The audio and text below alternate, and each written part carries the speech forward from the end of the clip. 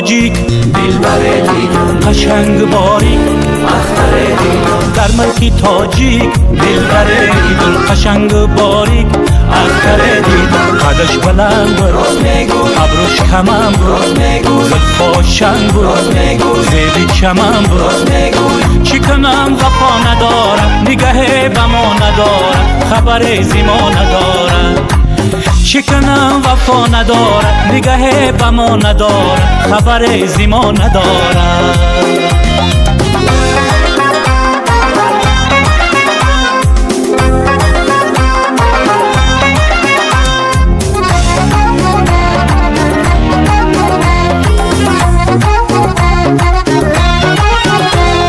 شنبه نوای بلبلت می نازد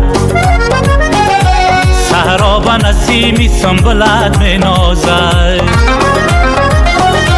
بلبل به تراوتی گلت می نازد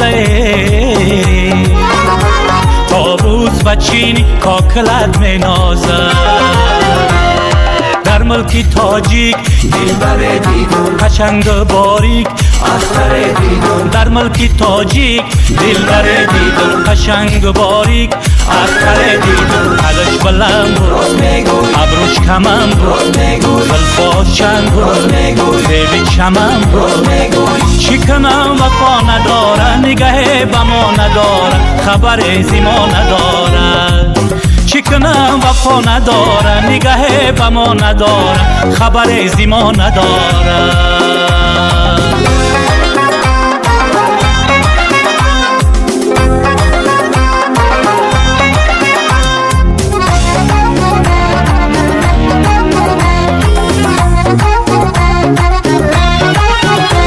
زیبا سنمای غرم شاه را نگر هر منظره را در دشت حصار نگر ای دوستی عزیز بیا تو سیری و خیال سیاه شو و آخر ببین باری دیگر